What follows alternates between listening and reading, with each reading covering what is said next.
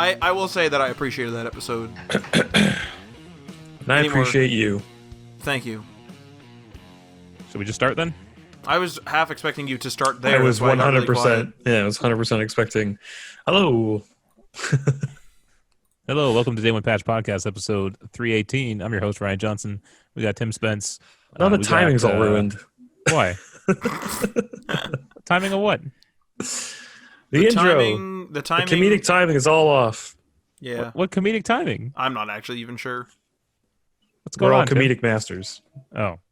Matt Lawrence is here, and Adriano died from all the exciting Vin Diesel announcements at the Game Awards. Yeah, he was like, "Is that Dominic Toretto in the woods?" And then he just fucking collapsed. No, that's you. That's you obsessing over Dominic Toretto. So good.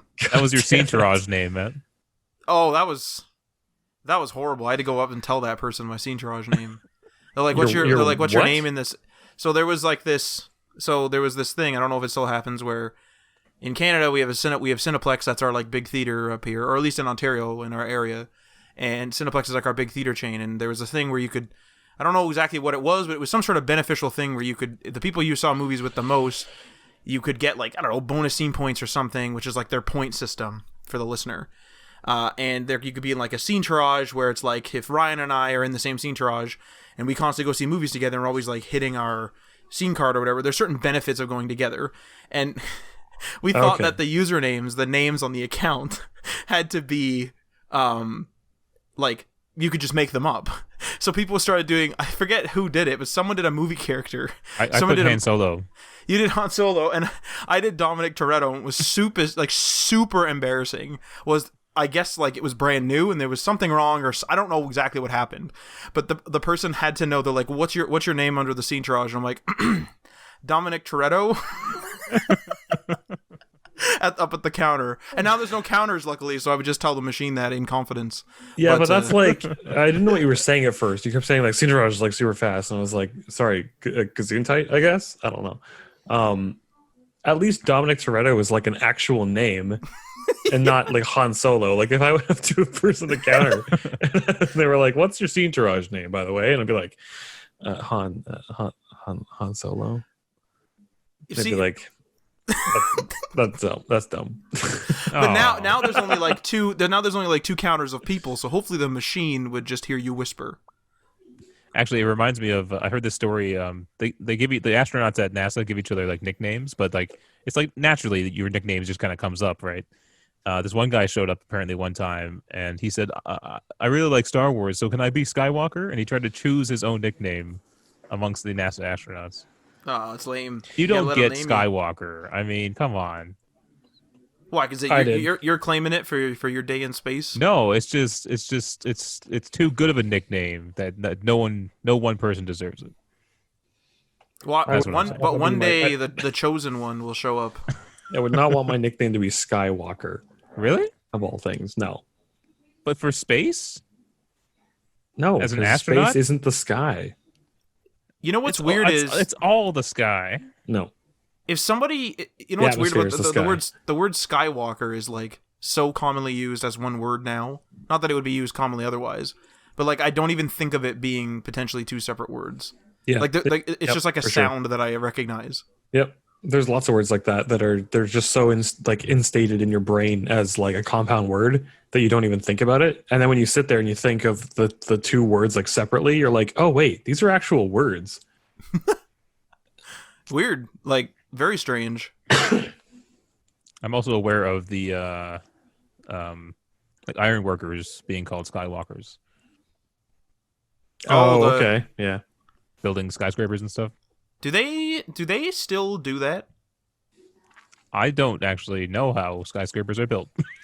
So I've always wondered something. So, I mean, I haven't done research on this, but I assume them walking around on beams like 300 feet in the air or whatever, really high in the air, was real. I would hope.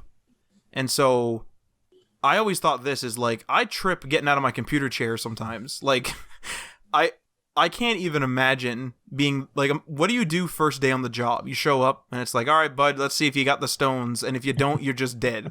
They actually only hire trapeze artists from the circus to work in skyscraper construction. after the accident of 1936. Is that actually real? Is that what you're saying to me? Oh. Yeah, Oh. man, look it up.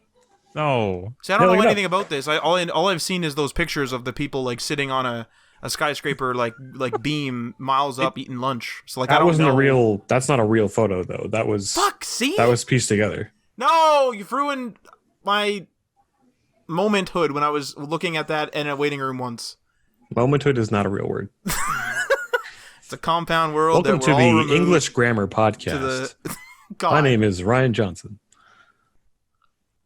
Are Is you? that picture not real? No, You've ruined all our momenthoods. No, now I gotta research this. we should but- why is it let's not probably do real? it. Let's do it right now with no audio What? for like at least 5 minutes. What? Just do our googling. So we just type super loud so that everyone Yeah. can hear us. Hang on, turn up the gain on your microphones and let's have a Oh Google my search God. ASMR podcast.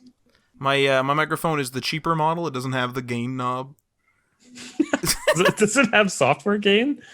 Put it this way: my microphone is the Snowball, not Turn the your- Ice. So it yeah. has like cardioid interview or like plus 10% gain. That's it, Yeah, there you go. Gain. Easy. or plus 10 decibel gain or whatever it is. Pull up Audacity, boost your levels to like just blowing out your monitor, and good to go. You know, the one thing I will say to cover up Ryan's like looking stuff up is that I have been Smooth. increasingly like I have been increasingly moving back from the microphone and trying to regulate my voice because I speak loud into a microphone, and I've even turned like software. I've turned down my microphone, and it doesn't matter what I do. Some words that I swear are not loud peak the damn microphone, and I'm like a fair bit back too for a cardioid microphone as far as I've researched anyway. Weird. Welcome to microphone theory and One of them practice. just peaked the thing. Fuck. Mic technique. It is a trained skill. I would have thought you'd be an expert after 320 episodes of a podcast. I am not an audio engineer. I certainly, and I've only edited the last like COVID episodes, and I asked for help, was told how to edit them, and then I just do that best I can. Okay, well, according to the Smithsonian, it doesn't sound like it's fake. They don't know much about the actual picture, though. I thought that, I mean, It's I was just kind of, I was like pseudo gaslighting you, but I was also kind of sure that I thought I had heard that the picture that everyone is familiar with, like the famous one, Mhm. isn't a real photo because it's pieced together from other photos. Like some of the people that were sitting on that beam are, You're saying know. it wasn't all like 10 guys at the Right. same time sitting. yeah, they superimposed some of those guys onto the Back in the On- 30s? onto that. Well, I mean, I don't know if the picture was taken in the 30s. It might have been, but then it was then like post in post they added a couple more guys to it to make it look like more crowded and more, I don't know, photogenic, I guess. There's a documentary on it apparently called Men at Lunch. There you go. Is that the new podcast name? Is this the name of the episode? Men at Lunch. Yeah. Me and Adriano and Marty made a short film in college called Out for Lunch. There you go. It had nothing to do with lunch. Why do I feel like I remember that, even though I It was clearly haven't so seen famous among college goers. Just college goers like nationwide, like Yeah, which colleges? it created All of massive them. waves across the colleges of Canada. it. Yeah, from coast to coast, baby.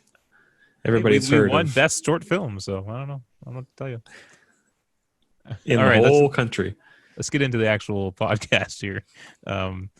The biggest news we got is the Game Awards, obviously. So we're going to go over the winners and stuff and kind of talk about them. And also, Game Awards is known for their reveals of new games, world premieres, and exclusives. So How many times did the words "world premiere" pop up on screen? I was think it was like disappointed 60. that they didn't use The Xbox Microsoft. voice. the Xbox guy. Yeah, World premiere. it's so good. And Jeff Keighley did use that voice during his like Summer of Games Fest or whatever it was called, during like the waiting screen before the live stream. That's pretty good. Every now and then you would just hear world premiere exclusive. Hey man, right, that's the brand. You gotta own it. Yeah. So what's new, Tim? What's new with you? I finally finished Red Dead Redemption. Did the epilogue as well. Man, that game is really, really good. Like, that's probably the closest, like, 10 I would give to a game that I can remember. The story was, like, super compelling. I was really surprised at how much I cared about the characters. Satisfying ending. Just, tons and tons and tons of content. Super gratifying. Good characters. Funny writing. Yeah, it was all around just a really, really good experience. I'm really glad that I was able to go back and play it again. I was playing it a little bit earlier today in the afternoon, just kind of going around in the end game, tying up some loose ends, catching all the fish, and doing the legendary animals. The only thing left that I would really say I have to do is just some of the challenges, like the sharpshooter and the horseman and the gambler and the herbalist and survivalist, et cetera, all those things. But I don't feel a huge need to do that. I don't think that it's going to really change much of the like content of the game. Definitely would make more sense to do those like along the way, because some of the challenges that I have to do are like things that they clearly kind of thought you would do kind of at the beginning of the game as Arthur. And I'm just like, oh man, it's like weird to go back and do this again. But yeah, aside from that, like super solid game. I don't really feel the need to do much else. I think I've kind of hit that completionist checkpoint in my brain.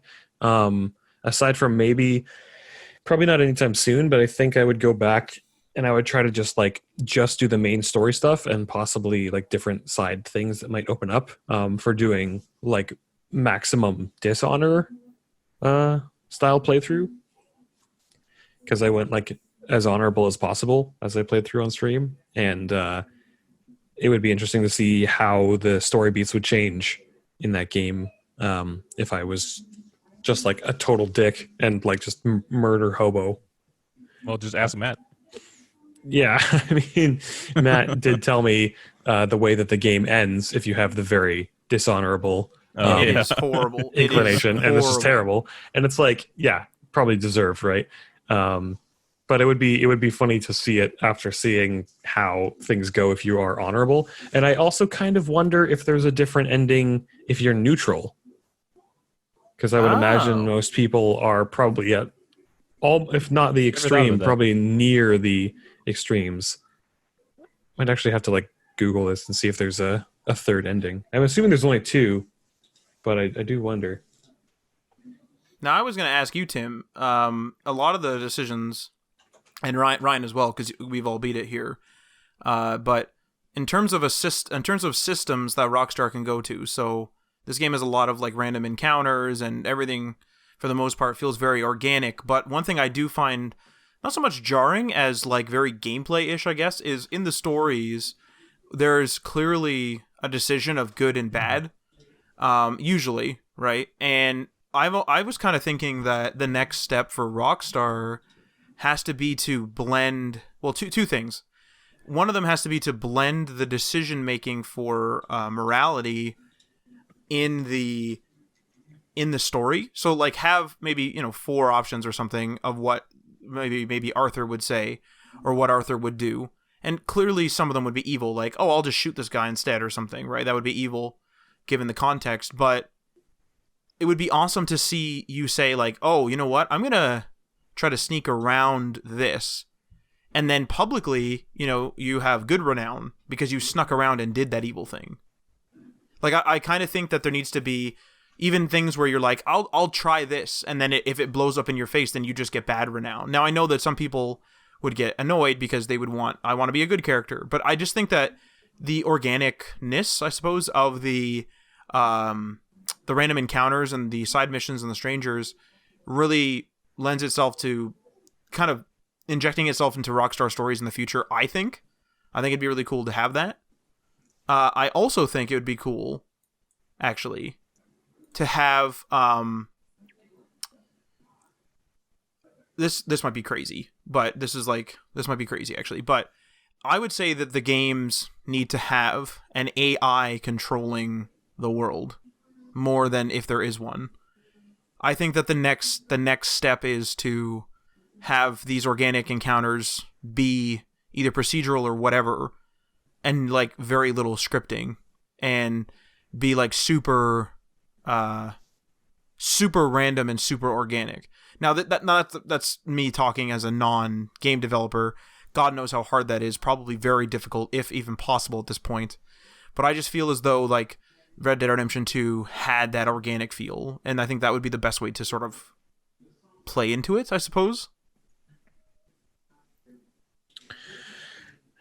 Yeah, like it's one of those things, I think, where as games get more complicated, that's the sort of thing that we'll start to see more. Is the decisions that you make in open world games having more impact than just like you get this cutscene at the end of the game or this cutscene at the end of the game.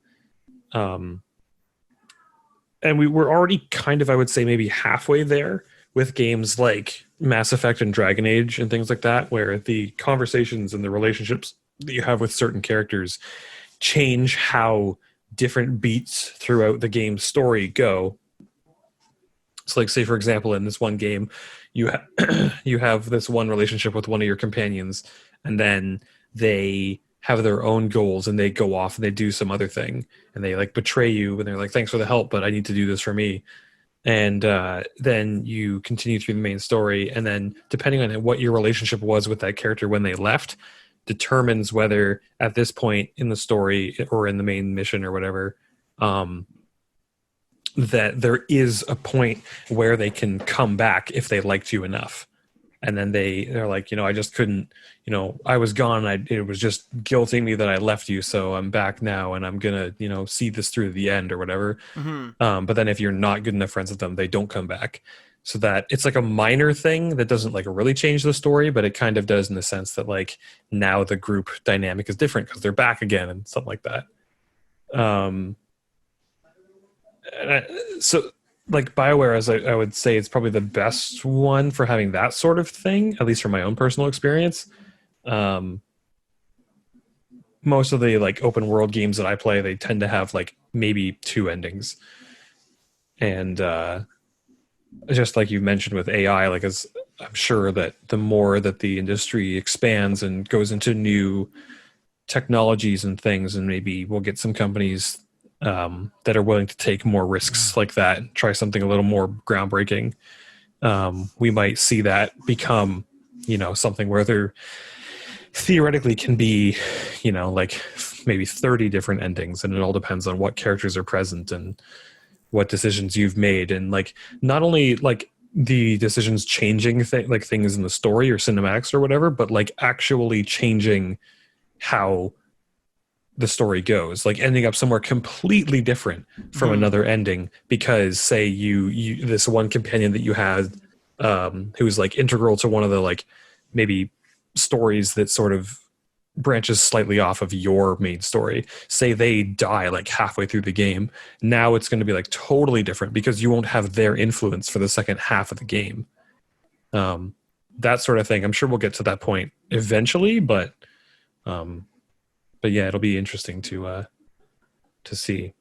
I looked it up as well. Apparently Red Dead has 4 different endings. Oh, damn. So I'm assuming it's probably like there's a part near the end where you basically have to make a decision about what you're going to do, if you're going to go to one place or go to another place. And I would assume that it's both of those options, but then also having high honor and low honor for both decisions, which would make it 4. But they're not drastically different, right? I don't know.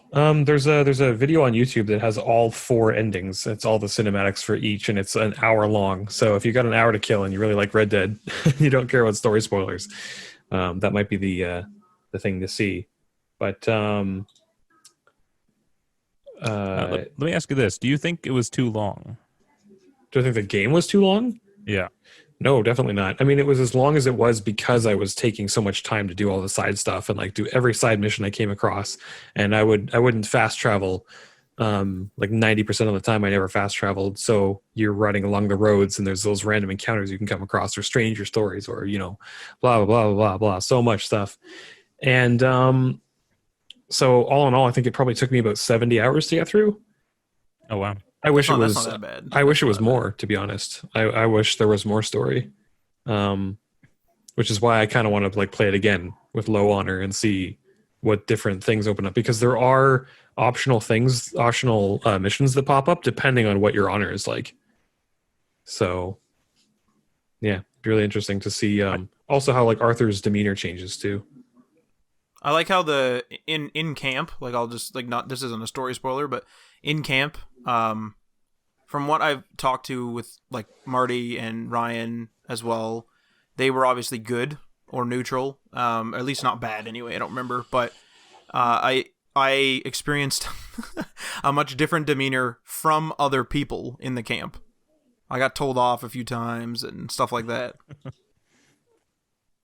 Yeah, like when I was playing it on stream, like there were things that I knew that happened later on in the story, and so I treated characters differently because I had that like meta knowledge.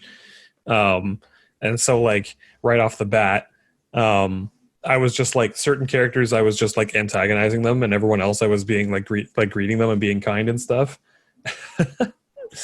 And it's really funny to see the way that certain characters react to you, like antagonizing them. Mm-hmm. Like certain characters will literally walk up to you and they'll be like, "You need to back off, Arthur," and then you can just be like, "Oh, I'm sorry. I thought that you were, you know, I thought your boots were bigger than your mouth," or something like that. And then they'll like actually get up in your face and push you.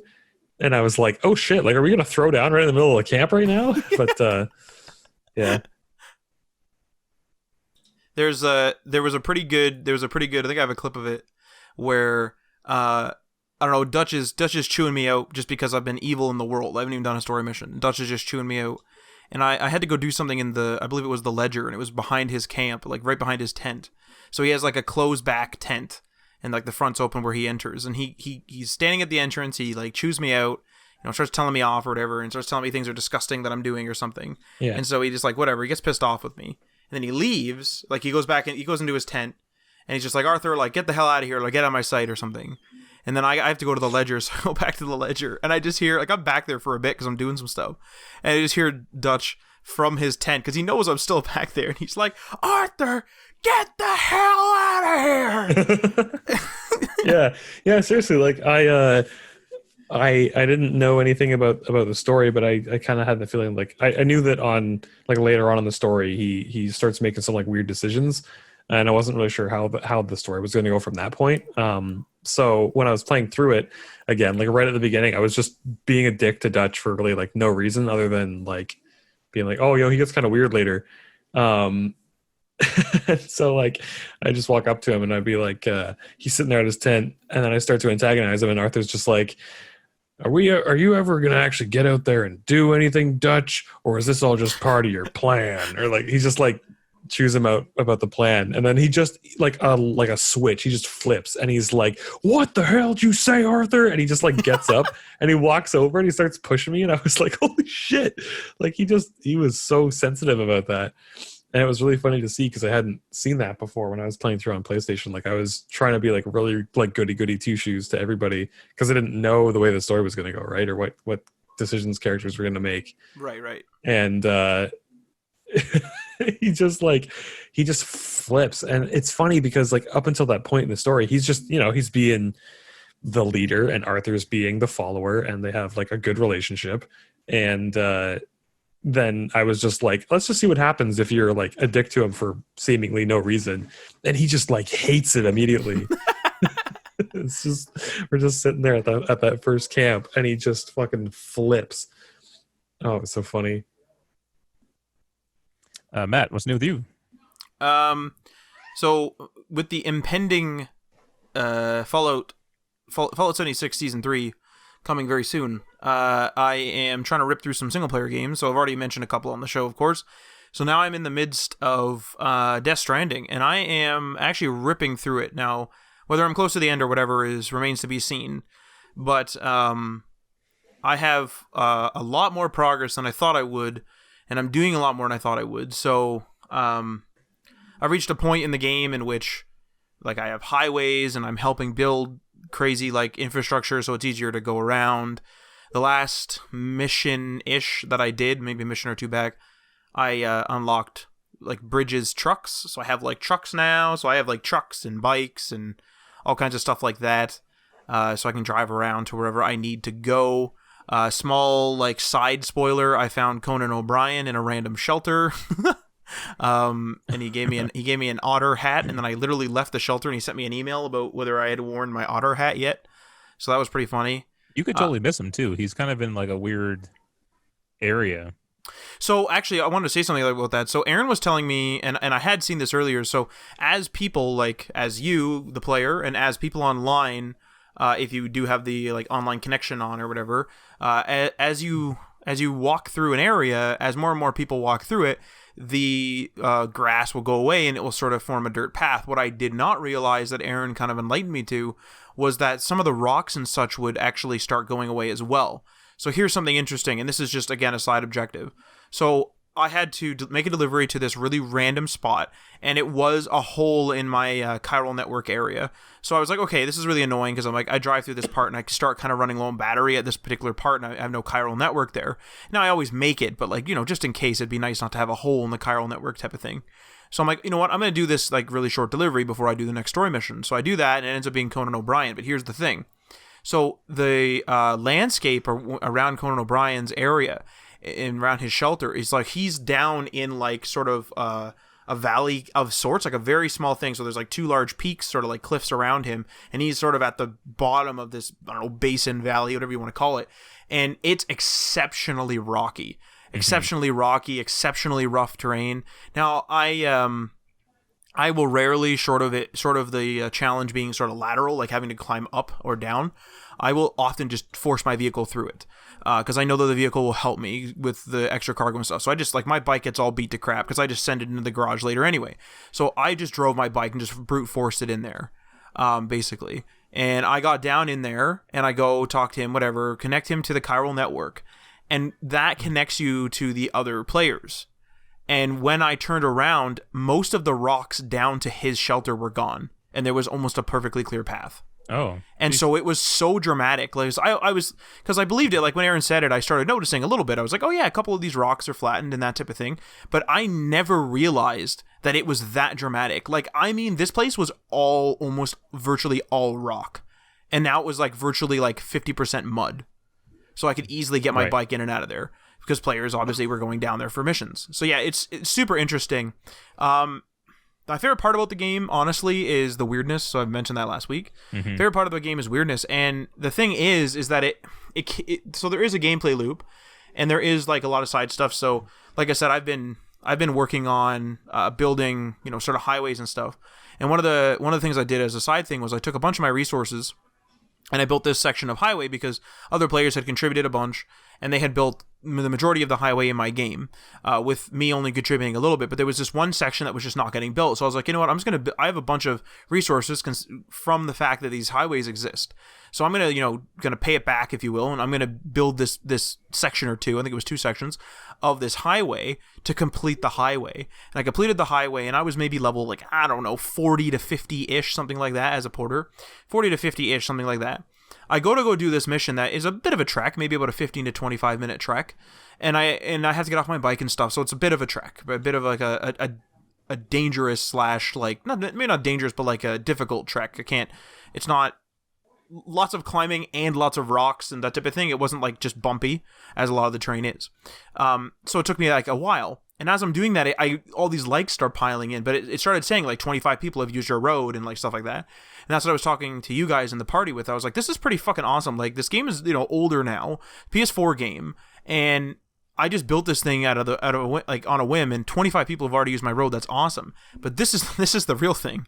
So I get to my destination, and whenever you get to a destination, I've learned other objectives will clear. So for example, if, like, let's say you finish something. I don't know what it is. Like, let's just say you can like send out drones to do like missions, like mundane missions you don't want to do. So let's just say I send out a drone and it reaches you, Ryan. I don't know, because you ordered something and I sent a drone to you. When I complete my next mission, if my drone's complete, that's when that mission summary comes up. I don't have to go to you. The next, like, I'll get my likes and stuff from your mission. So that, I didn't know this, but that also happens with people liking your stuff. So I get to this like hard to reach destination. I get in there and I had so many likes that I'm now I think I'm past level 170. My bridge link, which is from like other people liking stuff, as far as I understand it, from other people liking stuff, literally went up like 60 times in those like 25 minutes because I built something, I guess, that was super crucial. And with that being said, I've seen really convenient bridges built with well over 90,000 likes. Yeah, I feel like it's almost kind of like the like Twitter algorithm. If it finds something that it thinks is like helpful, then it just pushes it to like everybody's game, rather than just like the one or two random things you might find in the middle of nowhere that aren't that helpful. Like somebody puts like a recharging station on top of a like cliff or something. It's like, well, I can't get my bike up there anyway, so obviously it's not going to have like any likes. But when there's like a river that is part of the like path of least resistance between one post and another post, it's like, yeah, everyone's going to use that bridge if it's part of their path. So when the game discovers that, oh, this one's getting likes, it's very like popular, then it starts to push that one to like a bunch of people's games over someone else's creation, and then it's just like exponential from there, right? And that's exactly it too. Is like one of my favorite parts of the game is how much the game can change due to that. Like, I've been saved by bridges where I'm like, fuck, like my guy's getting tired, I'm in trouble, I'm running out of resources, find this perfectly placed bridge and I get across it. Or in this case, you know, before I unlocked trucks, I found a truck out in the wilderness and I was just using it. And these highways literally changed the area of the map that I was on from being 3 biomes of exceptionally, you know, maybe not exceptionally difficult travel, but difficult travel. It would take me a long time, and I would not be able to complete, you know, large missions necessarily easily, and I wouldn't be doing as many side things, to literally being like a trucker game where I'm literally like, oh, you need me to go to the engineer or whatever? No problem. Literally load it into my truck, and I'll just take off down the highway, and I'll just deliver it to him. No problem. And then I stop the engineer. What do you need delivered, bud? Oh, okay, no problem. Get back on the highway and rip down the road. So the game, like, it's super fascinating because the game it evolves so much. Like, I've put myself and other people have put work in this one area for infrastructure, so that part of my map is literally just road now. Like, it's literally just road. It's no longer this hard to do, but then literally, or like hard to traverse area, but then literally to so if I'm coming out of the distribution center, which is the destination of all these highways that I've built or was a part of building, on the left is like unkempt territory, and I have missions that are starting, or like a bunch of missions that I've done out there at this point, but a bunch of missions that I've started out there or are doing out there, and that area is completely ridiculous to traverse. And so now I'm considering like, okay, maybe I'll do a couple story missions or whatever, but this is gonna get annoying, so I'll go back and I'll do some grinding, I'll get some of the, and it's not that much, or like I'll find some supplies, steal some supplies, or get some whatever, and do some missions, and then I'll take those supplies in my truck, drive it out there, and let's get this highway built so that I can easily traverse this like other section of the game. So I don't know, there's one other thing too, just like as a last point as well, is the game is really good at knowing when the gameplay loop is getting to be too much. So I could have spent tons more hours building out this other area on my map, because there's a bunch of it, but I did a bunch of grinding, did that one small area. Then there's like this left area, like I said, but this left area had like a lot of story missions, so I went and I did them, and it led me to a city. And now there is, like, no spoiler, but there's like a big mission there now that is way different than any of the missions I've ever done. And this also happened before too, so I'm at a different, completely different section of the map than I was in the intro area. The intro area's gameplay loop was walk here, walk here, and like learn effectively how to use like the ladders and the climbing ropes and how to traverse territory and how to get away from BTs and how to fight BTs and those type of things. That's what that was. And that started getting old. And then I get to this one random city, and then there's a huge like mission, and the gameplay changes forever, and then I get to this other area with all this infrastructure that you can build. And so this game has like a really good, because I was getting bored, and that's why I hadn't built out that left area. I get to this point in the story, now the game's exciting again, because it's just totally crazy again. Are you doing the side stuff too? A lot of side stuff. Okay. All the highway building is side stuff. Yeah. Like I played probably the first 10-ish hours of the game. Kayla bought it for me for Christmas last year, I'm pretty sure. She bought it because I was like, yeah, it's like she had looked it up and she saw that like Norman Reedus was in it, and it's like a super like a bizarro story. And I was like, yeah, maybe it's like a game that we can play through together, because she, from time to time likes to play through narrative driven games, or like watch me play games if it's like too hard for her to play, because like when it comes to video games, she's not like a full timer. She's not like a regular gamer, so she doesn't have that sort of standard like control scheme that she's used to. Like we can pick up almost any game. Like you pick up any shooter, that probably the button to the left side of the 4 buttons on the right side of the controller is probably going to be reload. The top button's probably going to be swapping weapon. The trigger's probably going to fire the gun, like that sort of thing, right? She doesn't necessarily have all of those like muscle memories, the muscle memory, and like the use of the tropes of the games and stuff like that, because she doesn't play them a whole lot. So if sections get like too particularly difficult for her, she's like, okay, you do it, and I'll just like watch and I'll enjoy the story. So we were playing through Death Stranding, and she was enjoying it, but with my like completionist gamer brain, I was like, oh, I've gotten to this new outpost. Oh, there's the main delivery that goes here, but then when you get here, there's like 3 like side deliveries that you can do. So this one is to go out here and it's to build this thing, but this one is to go from this side delivery post to this other outpost that doesn't add to the like network, but you can drop stuff off there, and then at that place you can get another thing to go back to that secondary outpost, and then there's another mission from that original secondary outpost to go back to the first city. Oh, no. And there's like all this like side stuff that you don't have to do, but it gives you resources and stuff. So I was like, oh, I've got to do it because I've got to have that clean slate before I move on. And like this is the beginning of the game where you don't have any vehicles. You don't have the exo suits for your legs and stuff. It is super slow walking. And it's super duper slow. And I'm trying to be like as efficient as possible. So I'm taking like 2 deliveries at a time. And so Sam is like really bogged down because I have a ton of shit on my back. And it's like a little wobbly because it's not like things are kind of awkwardly shaped and the balance is kind of off. So I'm like kind of struggling my way across these little creeks and these rocky areas and stuff, and not even like getting into any of the BT stuff yet. And she's getting like super fucking bored because I'm like trying to like check mark this stuff, because for me it's satisfying, but from a perspective of just like watching somebody play, it's like, yeah, it's really fucking boring. So she started to like kind of lose interest in it, and then eventually other things came out, and I stopped playing it. But I'm like, we should, I've said a couple times now, like we should go back and we should play Death Stranding again, but I promise you I won't do any of the side stuff. I'll like just do the story. And she's like, yeah, that would be nicer. Just call her in for the cutscenes. The thing is, though, yeah, is like fair. I would rush that first part though, and then the next part you could do side stuff because it's a lot more engaging. That first part is very much a tutorial area. Yeah. I feel like honestly, Ryan, you're probably right. Like it would be one of those things where I'd be playing and she'd probably just be like sitting on the couch next to me, like crocheting or filling her time with some other thing, because she does a lot of like little crafty stuff. And then anytime there was a cutscene, I'd be like, all right, you can pay attention now. There's something so therapeutic about that game, though, with the soundtrack and the atmosphere and just like walking across the landscape. And it's such a beautiful looking game, too. It is a very it's super nice, unique experience. Yeah. Like, even if it didn't have all the weird Kojima shit in it, it's almost just kind of like American Truck Simulator. Like it's really just like you mentioned, Matt, like it's become a trucking simulator. It's literally like that though. It's just there's that certain satisfaction and that certain sense of like accomplishment or like working towards a goal, or you get those little serotonin,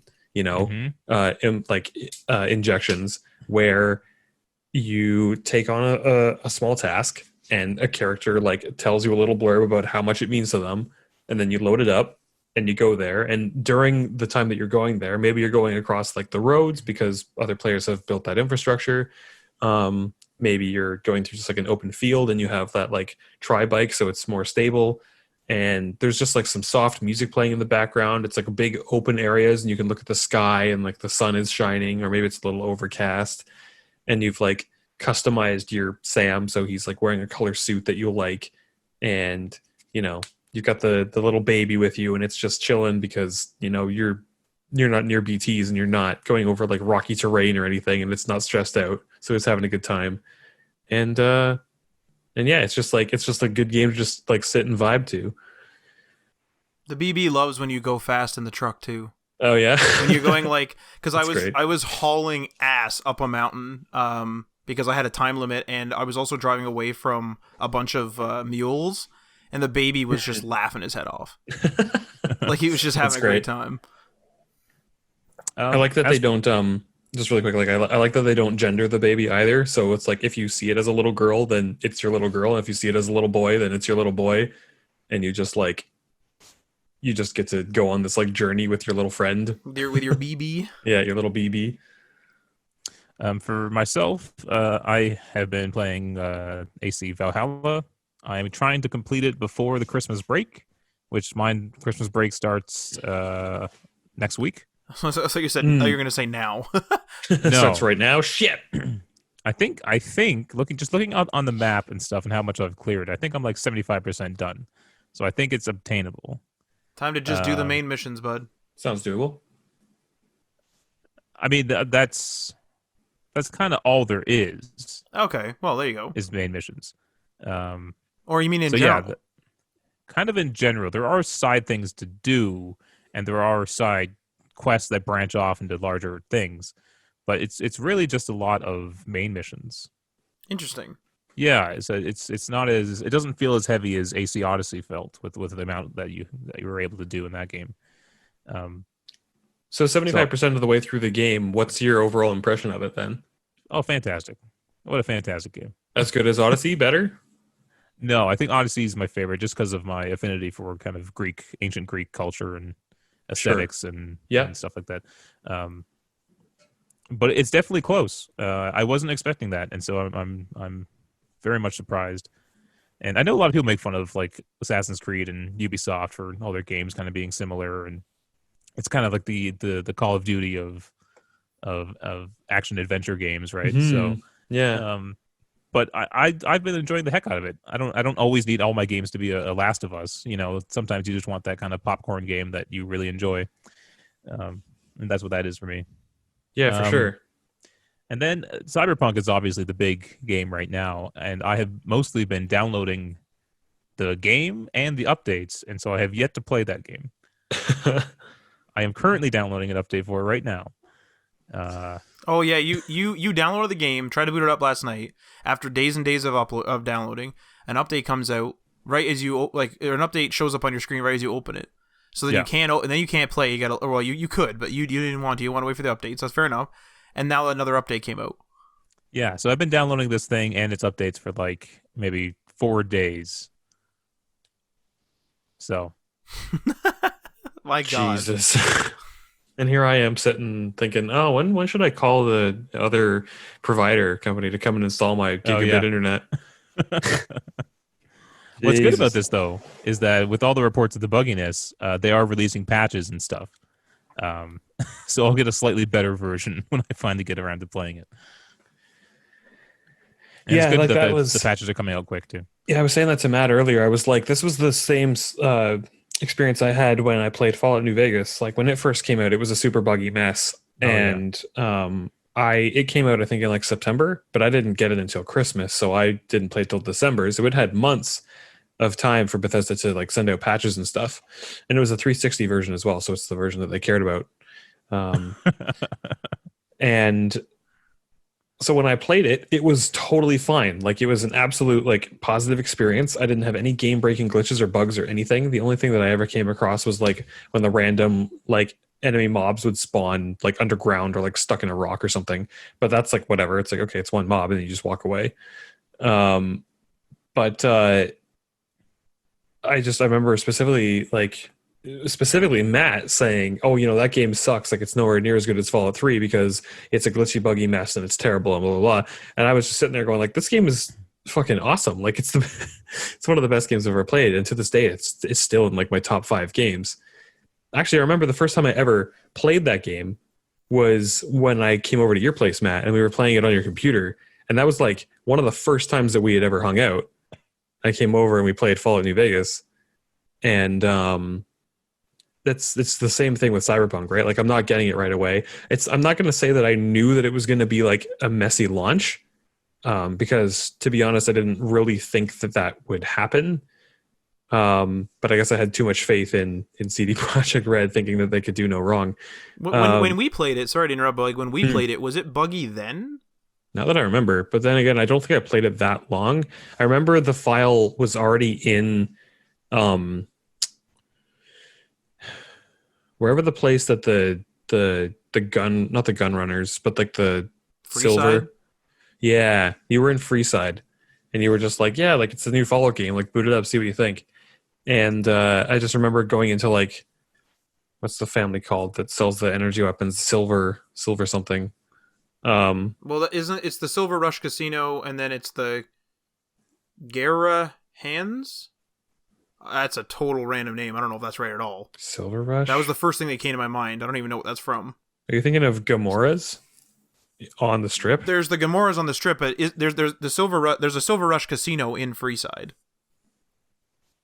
Because there's the Gun Runners right outside of Freeside. You enter Freeside. There's Mick and Ralph's, and then there's like the aid camp, the Kings. Keep walking down the road. Then you got it was in Freeside though. Yeah, I think it was Silver Rush because that's been repurposed to be like a gun store. But anyway, this is a sidetrack. So that place, I just remember like walking around in there and then like seeing all the like NPCs walking around and being like, this is fucking awesome. Like this is a city, but like people have kind of reclaimed it and people are being seedy and other people are trying to take advantage of other people. And there's like on one side of the street you have like organizations, and on the other side you have like just completely like homeless people that are like addicted to mentats and like fucking jet and shit. It's great. But anyway, yeah, it's like you are 100% correct, by the way. Van Graff's in the Silver Rush. Yes, there we go. Sorry, the Van Graff's, yeah. It was that same experience, seemingly, with Cyberpunk, and like I am fully okay waiting, possibly even up to a year before I get around to playing Cyberpunk, and by that point, it'll be hopefully exactly the way that I want it to be for a first-time user. I don't know. It's just like now that I'm older and there's just so many other games to play, I don't feel the need to be, on the bandwagon right away every time some new big thing comes out. Because it's as fun as it is to be like part of that, that crowd and that crew when those new things are dropping and you get to like be in the hype of it and stuff. Like I tried to do that. I tried to do that for Fallout 76. And it just fell flat. Actually, the game that I did that more for was an early access game that I've talked about on the podcast before, probably a couple of months ago now, called Medieval Dynasty. And I was keeping up with like the updates and stuff. And I was like reading the change logs and like seeing how that affected what I had built and stuff. And like I remember, I don't know if I mentioned it like on the show, but I was having trouble trying to figure out how the hell you farm in that game and how to like get the automation going. And I'm like scrolling through threads and people commenting and like asking questions, and other people are like giving like different answers and stuff. And then I kind of managed to jury rig things so that it does work in mine. And then like, a couple of days later they release a patch, and then they've added like a new feature to the farming that completely breaks what I had before. So I'm like, fuck, and then I gotta go back in and I gotta figure out like, oh, now you have to have this material, which you can only get through a crafting recipe when you buy this one thing from a villager in town, because you can't have animals at this point to get your own dung yet. So then you have to mix that with this to make fertilizer, and then you have to fertilize the fields, and then like, but if you have somebody working the fields that have already been fertilized, they will refertilize them, and it's just like this huge complicated mess. So that was fun to be part of that when everyone was kind of like playing the game in its early access and like sussing things out, seeing what's fun and what works and what doesn't work. It's funny to see. I would rather do that for like a smaller title than for a huge like AAA release like Cyberpunk. And also, speaking of like medieval games that were totally a buggy mess at launch and are like really good now, Kingdom Come Deliverance was like that too. And that was a game that I saw how big and hopeful that game was, what super high ambitions they had for it, and that it was just a small company making it. And I was like, I'm gonna wait like a couple of months after this comes out because I know this one's gonna be real buggy at launch, but it looks like it's gonna be good eventually. And then lo and behold, it came out like February of 2018 or something like that. And yeah, it was really buggy and shit, but I didn't play it until January of the next year. And by then it was great. So a pattern that I will continue to employ. Yeah, that sounds seems like the smart thing to do. As unfortunate as it is, right? Like it shouldn't have to be that way, but yeah. All right, let's hop into the Game Awards news. I guess we'll just kind of go through the awards, talk about them for a bit. I do just right off the bat here want to get your guys' take on award shows in general. I don't know how much you guys watch, like the Oscars, the Golden Globes, or anything like that. This is the only award show I watch, the Game Awards. So, what I find with award shows is they don't typically award it to like the movie or the game that makes the most money or is the most popular publicly, right? They tend to be something that push the medium forward in some way, right? Yeah, they also they seem to prioritize like innovation and stuff. Historically, Citizen Kane is considered the greatest movie of all time, right? It's like given that moniker. But I haven't watched it myself, so I'm not speaking from my own experience. But apparently, it's not actually that good of a movie. But why it's considered one of the best movies is that the techniques employed in the actual production of the movie changed cinema history, and then like all movies going forward kind of use those same techniques today. Yeah, it was an industry changer, and therefore its impact makes it the best for sure. Yeah, right. That's just how I view award shows. Well, I think terminology there is very important because best doesn't necessarily mean most impactful, and I think that they should say that movie is the most impactful movie ever. Right. Not that it's the best movie ever, because I think a lot of people say that like Shawshank Redemption is the best movie ever, like it tells the best story. But when we start getting into like kind of the nitty gritty and like the technicalities of it, that's what I think people need to be more mindful of, is the language that they're using for these things. And I think people forget too that this isn't like a definitive thing. This isn't like God coming down and saying this is the best game of the year. It's just people. It's just Jeff Keighley. It's just people. He doesn't actually vote on these things. There's a committee they put together. Yeah. Who votes on this, and so you can disagree. And I think people they get so emotional about this stuff. Well, it's also think that probably the committee because... like kicked their dog, like. Right. The thing with gaming though is like it's also a bit more community driven, I would say, than movies. Like movies, we talk about them a lot and stuff like that, and it's absolutely, there's a community aspect there. But like gaming, it's like, you might really like Medieval Dynasty because of a clip that Tim had that was hilarious from his stream, and that's what you always remember because that was shared on Twitter or something, right? Like it was a good time, yeah. Like whatever it is, like gaming is a lot different. Like you don't take a clip of yourself at the movie theater with the movie on in the background. Well, I don't know. There's lots of movie review channels on YouTube, and I'm sure if Adriano was listening to this, he would have so many things to say right now. Unfortunately, the movie buff is not here, but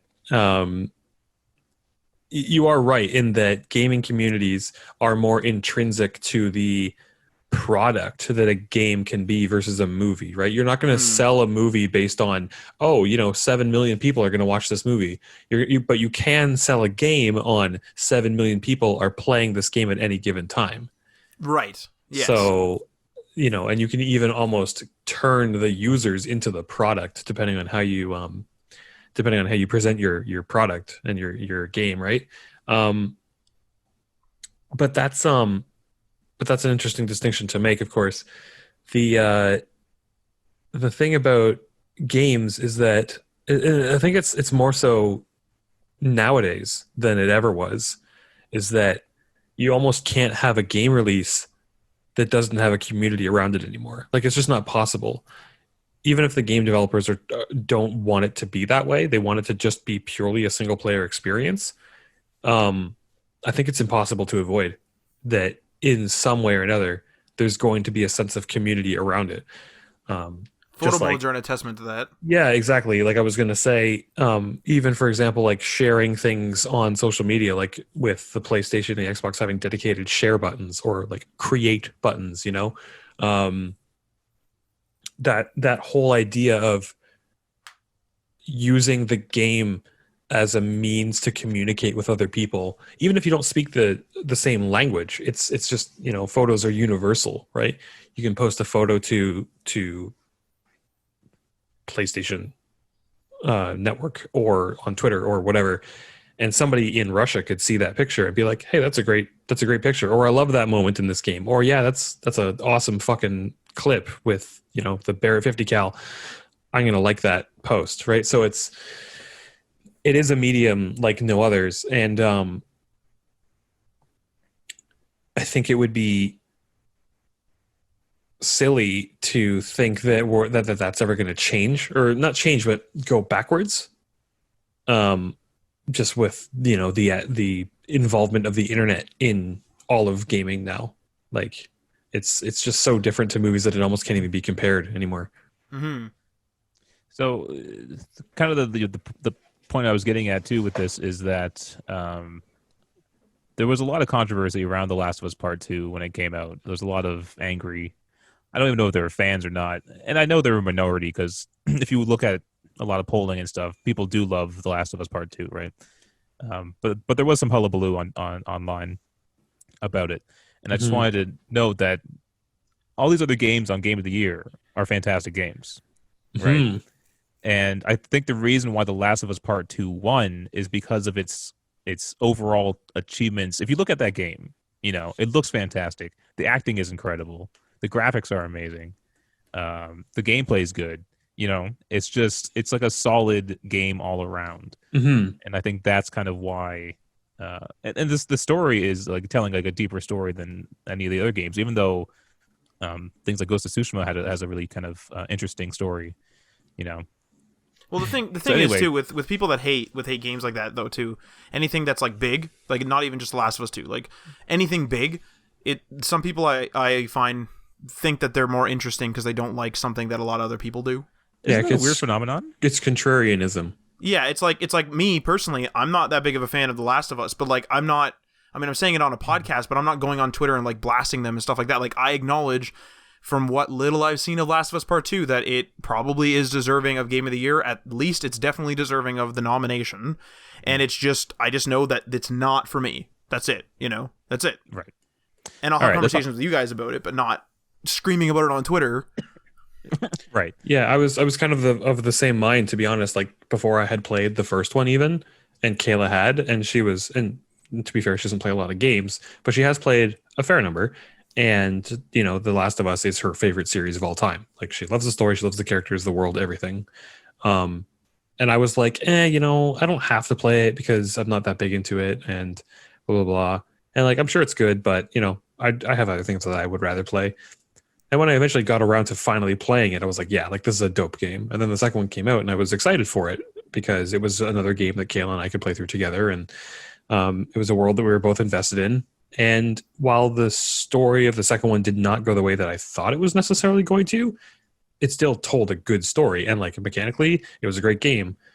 In different environment, like variation and gameplay choices and mechanics and things like that, it was super varied. Like you said, Ryan, like it is an impactful game. It is definitely like boundary pushing for what games are, I would say, as a storytelling medium these days. And when you compare it to like Ghost of Tsushima, for example, both fantastic games with great narratives, but Ghost of Tsushima didn't really do anything groundbreaking, whereas Last of Us was a little more risk-taking in that regard, and I think that is, why it did deserve to win. Yeah, so I think we kind of already just said it here, but yeah, Last of Us Part 2 won Game of the Year. Is up against Animal Crossing New Horizons, Doom Eternal, Final Fantasy VII Remake, Ghost of Tsushima, and Hades. I'm glad Hades was on there because that is such a good game. Yeah, it was really cool to see for an indie game to be in Game of the Year, and that's, I think everyone wanted, like, with the same like contrarianism thing, people thinking they're more interesting because they like the thing that's less known or more underground, which used to be a thing with like music. Almost. Yeah, people were definitely rooting for the underdog, and then when people found that like, oh, it's going to come down to like a bipartisan thing, it's either going to be Ghost of Tsushima or it's going to be Last of Us, there were people that like they were like rooting for Ghost specifically because they didn't want Last of Us to win. So even though they either like hadn't played Ghost or didn't even care about it, they're just like, well, whatever, anything except for Last of Us. Yeah, and if you are a Ghost of Tsushima fan, it did win the Players' Voice Award. Mm-hmm. So the people who actually voted online, it won that one. Which is the one that I think people were talking about. Like, that's where people were voting for Ghost over Last of Us. Like, even if they didn't like Ghost, they just didn't want Last of Us to win. So they were saying, oh, Ghost didn't deserve it because there were people that just voted for it because it was the other option. But, which I'm sure there was a bit of that. But I still think that's a fair runner-up. Players' Voice Award. Yeah. Man, I was fucking dying just like really quickly when they were doing the medley of music from all the different themes, and they were flowing from like they went from Final Fantasy, and then the medley flowed into went into Doom, and then it was all like heavy rock, and then it went into Last of Us, and it was a little more like somber, and then it went into Animal Crossing. Oh, that was so good. So it's just like it's just like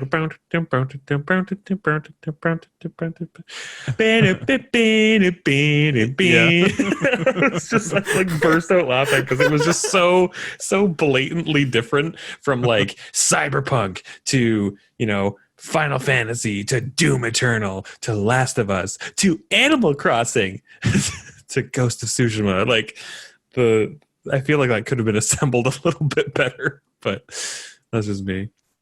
Best action game winner was Hades. So there you go. That's pretty cool. It's up against Doom, Half-Life Alyx, which I'm surprised kind of lost that because I heard a lot of people say that was fantastic. Mm-hmm. And I think a lot of people wanted that to be Game of the Year. Neo 2 and Streets of Rage 4. Am I the only one here who's played the Hades? Have you gotten around to that yet, Tim? No, I haven't gotten around to actually playing it. I've watched a ton of gameplay because a lot of my friends are like streaming it, and I've watched YouTube videos and stuff. And like, it seems right up my alley because I just finished playing Bastion, and Bastion is like one of my favorite indie games of all time. So, same company, right? Yeah. Best action adventure game winner was The Last of Us Part 2. I think they almost won every one they were nominated for. They won 3 awards, right? I think they won more than that. Is it 3 and Game of the Year? They put it up on their social media. Let me just check really quick here. No. What's going on over there? Typed in naughty into Twitter. And forever ruined his suggestions. The algorithm is ruined now. So they won game of the year, best narrative, best game direction, innovation and accessibility, best action adventure, best audio design, and best performance. Oh my Christ! Oh, I guess technically best performance didn't go to the game; it went to Laura Bailey for her performance for Abby. But but even in like the Oscars, when like an actor or actress wins, they say like they won for that movie, they'll slap it on the box. You know? Yeah, of course. Yeah. Where was I? Best action adventure game, Last of Us Part 2, up against AC Valhalla, Ghost of Tsushima, Marvel's Spider-Man Miles Morales, Ori and the Will of the Wisps, and Star Wars Jedi Fallen Order, which was like a late. I think it just missed the deadline for last year's game of the year or Game Awards, and what's unfortunate about that is like where they may have had a chance last year, they have to go up against all the games that came out this year. You know? Yeah. I mean, as shit as 2020 has been, and Kayla actually like randomly asked me this like yesterday, the day before. She was like, "What do you think that 2020 was a good year for games?" and it was last night because we were watching the Game Awards, and I was like, yeah, honestly, like a lot of really great stuff came out this year, especially with like indie titles as well. Not even just AAA stuff, but like it's just been super, super solid for like for games. And I think I don't know if it's because of COVID that like things are more received as well crafted experiences because more people got to play them because we had the time to do it this year.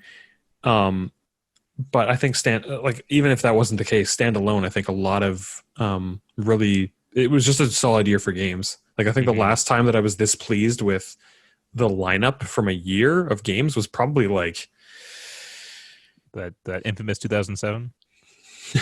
2007 was a good year. Like 2016 probably. I'd have to like check out a list and see like the top releases.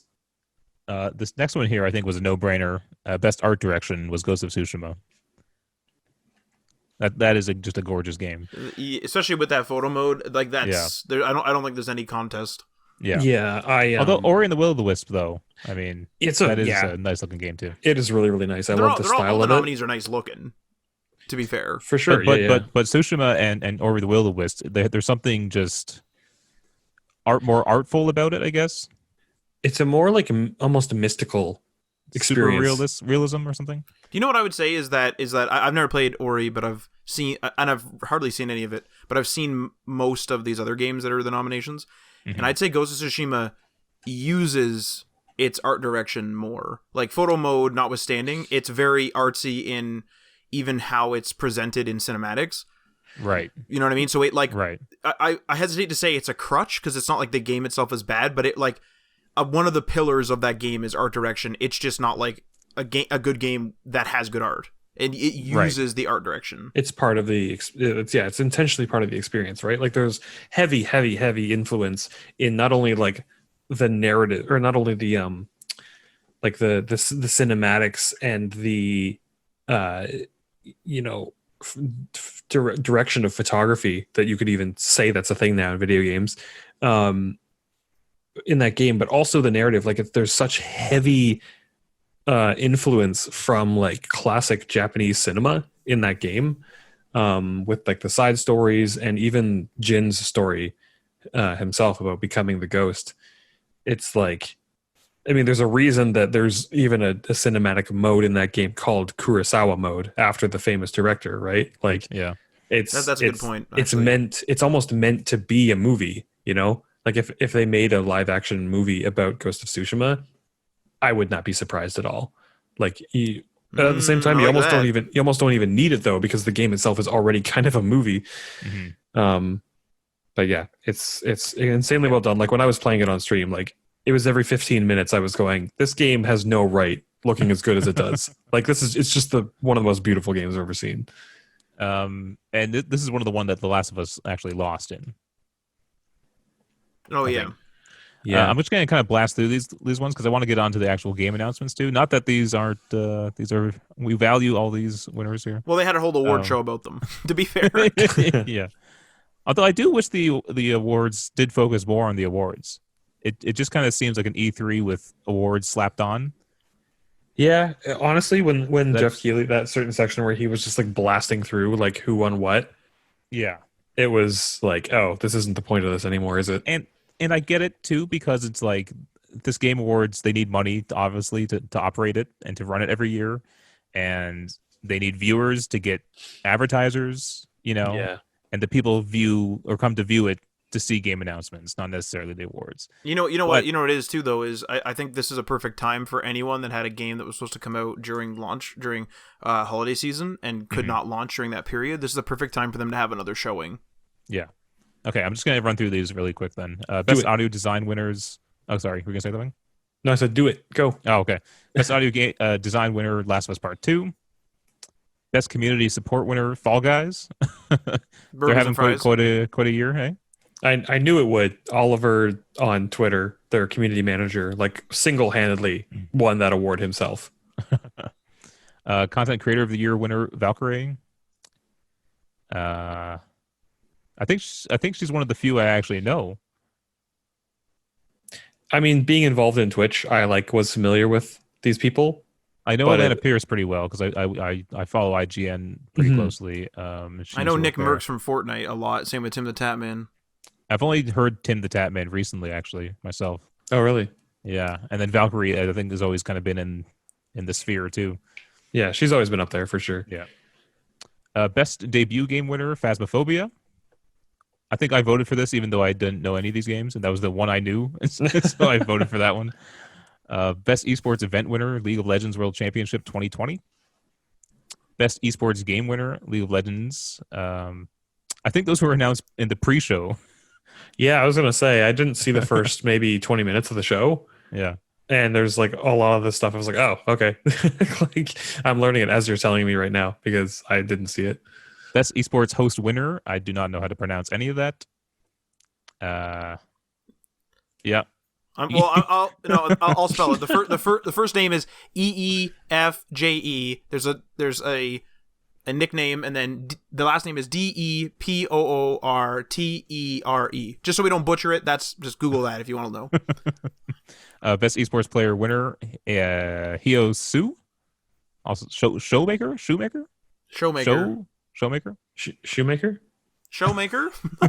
Best esports team winner, G2 Esports. Best family game winner, Animal Crossing New Horizons. I think that's pretty great. Yeah, that's a perfect fit. Yeah. Best fighting game winner, Mortal Kombat 11 Ultimate. Best game direction winner, Last of Us Part 2. Games for Impact winner, Tell Me Why, which I actually downloaded but haven't actually made my way through it yet. That was the only one in that lineup that I was familiar with as well. Unfortunately, I heard a bit about Spiritfarer, and I think I have that on my Xbox. Actually, I didn't know that Kentucky Route Zero was a game because Adriano, when I grew a mustache, said that's what I named my mustache, and I just thought he made that up. And then it was announced during the show, and I was like, "Oh, this is a game? What the fuck?" I'm not even sure. It just sounded. It was just a funny name for a mustache, I think. But I don't know where he got it. Did he get it from the game, or did he just make it up? Does the game have anything to do with mustaches? I have no idea. It was a perfect name though. Hang on, I lost my page here. Best indie game, Hades. Yeah, far and away, obviously. Innovation in accessibility winner, Last of Us Part 2. Yeah, super well deserved for sure. I didn't know they had those colors, when they showed the different colors. That's fucking awesome. Yep. Last of Us Part 2 is the gold standard, and I don't know if anyone is going to meet that gold standard in a while, because other games have come out since then, and they've had accessibility features more so than usual, but it's just the amount of options The Last of Us Part 2 had is insane. I just want to give a real quick shout out to Steven Spawn on Twitter, who is the creator of Able Gamers. He's becoming really well known in the gaming community nowadays because of all the hard work that he does for people with disabilities, specifically gamers with disabilities. And he has gone, on Twitter and on record many times, praising a lot of games recently for having really good accessibility features and menus and stuff like that. He's because when I started doing this, there was no such thing as an accessibility menu in the options for a game. And he's when I booted up Last of Us 2 for the first time and saw not only the options, but the sheer volume of options and different settings for different options, he's I just burst into tears immediately. It's so important for so many people, and it's something that you don't think about when you don't have a disability to worry about, or not to worry about, but to deal with in your daily life. I think he actually was an advisor for Naughty Dog. They had picked him out at some conference. I think I was watching a podcast with him on there. Telling that story, and he said the difference between what Naughty Dog did and what all the other game companies did is Naughty Dog, from the ground up, built in accessibility. It was a integral part. Yeah, they planned it from the beginning of the game, and it wasn't something that was just tacked on at the end. Best mobile game winner, Among Us. Best multiplayer game winner, Among Us. Best game narrative winner, Last of Us Part 2. I think that's a pretty obvious one there. Best ongoing game was No Man's Sky, and this was so funny when what's the guy? Sean Murray. Yeah, he was like drinking like a beer or some sort of drink as they announced him winning, and he was like, "Wow, he didn't think he was going to win because he's up against Fortnite." Right. Oh wow, yeah. And so he was super shocked. Yeah. I mean, fair enough. Like fair enough, and credit where credit's due. They brought that game back. Yeah, like it has done a complete 180. It walked out the door. It came back in again, and it's a different game now. Best performance winner, Laura Bailey, for Last of Us Part 2. She was Abby, so I think that's well deserved. Mm-hmm.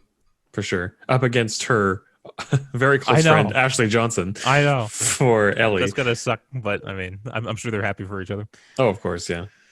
Best role-playing game winner, Final Fantasy VII Remake. Now, this one bugs me specifically because it's a remake of a game that everyone already knows is a good RPG. And it was up against so many fantastic RPGs that were nominated. And I think it's kind of unfair that a game that's been remade that already existed can win an award. It's not just like an HD remake. They completely remade the game. They rebuilt it for sure, like 100%. I just find I'm almost kind of the same opinion with like Among Us winning best multiplayer because it didn't come out this year. Right. It's a 2-year-old game and almost 3. Yeah, Among Us was weird. I'm with you on that one. Like I do think that it's a special case because specifically because it was like not known at all. Yes. And like then, it's a good game. Absolutely. And then YouTubers and streamers just like picked it up and it just exploded in popularity. Like that's a very specific story, and I think that their win is well deserved for sure. But if there was another game that like had come out a couple years ago and won an award years later as like best game in that category that year, I don't know. It's just it kind of gets me that a remake would win when there's so many other fantastic RPGs. Anyway, maybe I'm wrong, but that's just how I feel about it. In terms of Among Us, I think the argument would be that it's not when it came out. It's like when did the overall population, kind of accept it. And so that might be why they feel like they could give it an award. What makes it difficult is when they have that best ongoing game award. You specifically have an award for old games. Mm-hmm.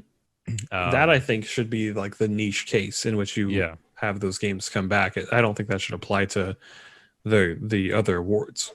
Yeah.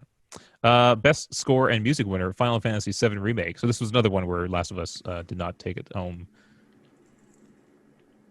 Best sports racing game winner, Tony Hawk's Pro Skater 1 and 2. I don't know if I heard that during the show. I heard that. Okay. Best strategy sim game winner, Microsoft Flight Simulator. Man, I was laughing when I saw that too. That's great though. It makes sense. It is like the best sim game you could expect in the real world, right? Yeah. Best VR AR game winner, Half-Life Alyx. So there you Super go. well deserved as well. Now let's hop into some of the game announcements. I don't know how much time we want to spend on this. We can, I don't know, bullet points, our thoughts, I suppose. I'm going to just pick out very heavily biased, the ones that interested me. So I'm just going to scroll here. Vin Diesel in Arc 2. That's what you want to talk about right away? Yeah, right away. Well, here, we'll get this out of the way. Sephiroth has been announced as a new Smash Bros. Fighter. Man, it was really sad watching people's like reaction videos to Sephiroth and not immediately knowing who he was when that music kicked in. There was one I was watching, so I watched these Smash YouTubers from Australia, and they're watching the announcement, and it's like literally, it's already done the like like part of the music, and it's like panning up him, and it's like his boots, and you already see his fucking huge katana and his like coat and his chest, and then it gets to his face, and the one guy's like, "Oh, it's that Devil May Cry guy, right?" And I'm like, "No, it's fucking Sephiroth. He's like one of the most well-known villains." To be fair, I only know him because I just played Final Fantasy VII Remake. Really? Oh, come on, I did not know this man prior to that. I kind of give him a pass because he's like only 23 years old, but how do you not know who Sephiroth is? I didn't play a Final Fantasy game until 14. Or no, 13. But it's such Or 15. like he's so integral in pop video game culture for our generation. I for a long time I stayed away from JRPGs. I mean, I don't really play I didn't play JRPGs when I was a kid either, but I still knew who he was. No, I had no knowledge of Final Fantasy up until like 4 years ago. I am in the same boat, except I played Final Fantasy X on PS2, but I did not know who. I did not know who Sephiroth is. I never beat it. I wasn't smart enough. I wasn't smart enough at the time. We got a trailer for a new Perfect Dark game. Oh yeah, coming from the Initiative.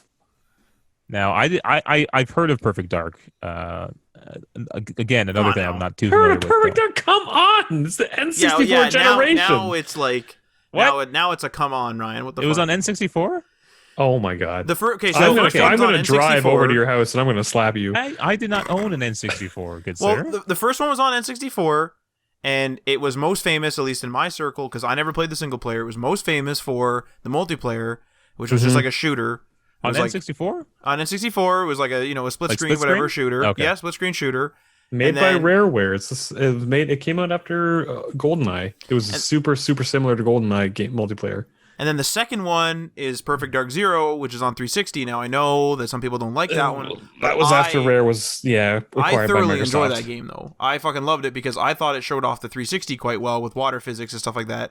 I played the living crap out of that. That was one of those games where I played it so much that I memorized where all the NPCs were, the enemy AI were in each level. So I played the crap out of that online as well because it was also my first game I ever played on Xbox Live. So yeah. We also have Back 4 Blood, which is made by the creators of Left 4 Dead. Turtle Rock. Spiritual successor. Clearly a spiritual successor, even with the numeral 4 in their title here. Of course. Yeah, to Left 4 Dead, of course. And we'll probably be streaming it along with all our other zombie. Yeah. That's all we do now. All our other Left 4 Dead knockoffs. That we've been playing. It looked pretty good, actually. Yeah, but it looks fun. It looks slow to me. It looked. I was telling you guys this though. Is I think World War Z has ruined us for speed because World War Z is very much like holy fuck they're climbing and stuff like that, and you're like running around. Whereas like Left 4 Dead is like reasonably fast, but it's not that fast. Yeah. What else we got here? Open Dragon Roads Age. is pretty interesting, actually. Whoa, you're jumping right to Dragon Age! Holy cow! No, I'm going down a pseudo alphabetical list. I think I'm going on release, like when it will air. Oh, okay.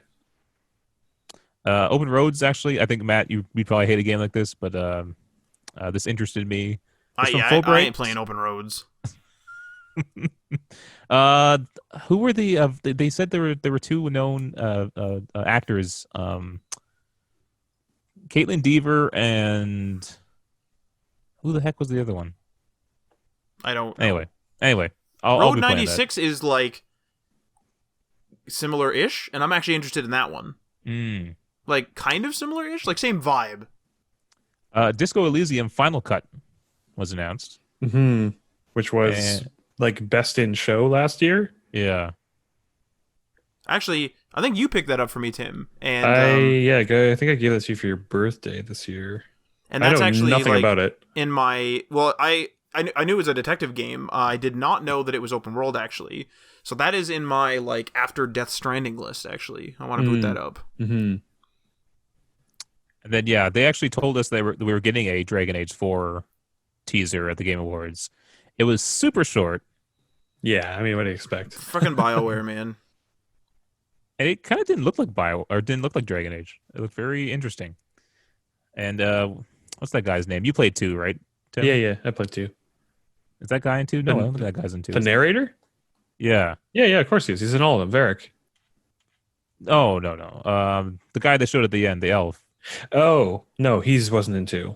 I think he's in 3. I can't remember his name. I want to say Solus or something. I think that's been correct, a long time. So I'm hoping to see more from that, but I mean, that's all we got. Obviously, BioWare has some a lot going on there right now. Well, they also had the Mass Effect reveal that there's another Mass ahead Effect. Again. Look at this guy.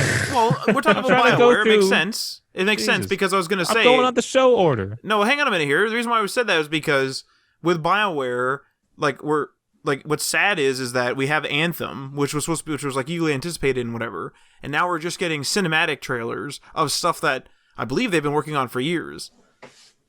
This is the last potential hurrah of BioWare. If these two flop, can you see them coming back? Financially, I don't think they'll flop. I don't. Yeah, I think those true. IPs are too big to fail. Although I don't know what the financial situation is behind Andromeda, but yeah, that's a fair question. There seems to be a weird case with video games though, where it's like everyone knows it's made by a different developer. Like, yes, it was BioWare, but it was a different studio. It wasn't different the main feel, studio though, of course. that made BioWare, and like everyone seems to know, and like it seems to always not do as well. It's very strange. Crimson Desert, Matt. I am interested in this. Now, the reason why I'm interested in this is weird because I have a couple of reasons. One of them is that I'm interested in what seems to be a massive world in next gen. I want to see how this thing renders and stuff like this. But also, I get two worlds and Gothic vibes from it. And Gothic the game, not whatever that term means, but like Gothic the game. I used to play like Gothic is like a B series PC RPG as far as I'm aware, and then like the quote unquote bigger one was Gothic 4 Arcania or something like that, which I think came out on consoles as well. I don't know much about it. I just remember playing it. And Two Worlds was sort of like, I always call it the peak of mediocrity. So I got those vibes plus like I got those vibes plus like really big open world, and I was like, you know what? Like for a brand new gen with limited games, I wouldn't mind jumping into like, I don't know if this is going to be a B-level RPG, but like even if it is, I wouldn't mind jumping into something like that. Even if I don't finish it, I think it's something I want to see what these consoles can do with the worlds, at least an introduction to it. When I was watching the big like sweeping shots of them like running through big areas and stuff and seeing textures like popping in and stuff, I was like, oh man, this wasn't ready to be shown off. And like the trailer is, I'm just looking at it now on IGN's YouTube channel. The trailer is 5.5 minutes long, and it was long. It was definitely like they just the 45 or 50% of it was just all like combat, just constantly strung together for like half the trailer. And I was like, I'm so fucking bored of this, and it's only been 30 seconds. Like there was no dialogue or anything really at the beginning, at least. Yeah, it just had music over characters that were like clearly talking to one another, but they either haven't recorded dialogue yet and just wanted to show off the cutscene. Who's making this? It's a South Korean developer. I remember them talking. Pearl Abyss. Are they like an indie studio though, or?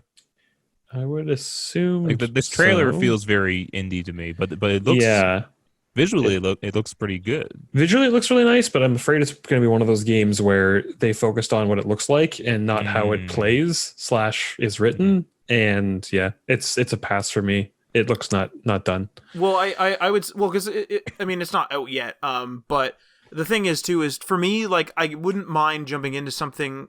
I don't know. I'm getting like a weird like Days Gone vibe from it, where like when I first saw the trailer for Days Gone, like to clarify, I was like, yeah, I really want to play this for some reason, and like the same way with this, but it's probably just the nostalgia of like Two Worlds and stuff. And to be blunt, because like I said, the gen's just taking off now, this is the time for me to jump into this before like a bunch of really good RPGs come out, and then I'm just like, I'm not playing Crimson Desert. Like I think this is the time for it to come out so I can try like a PS5 game, like a big PS5 like RPG, and even if I don't beat it, I'll be like, oh, I got my fill.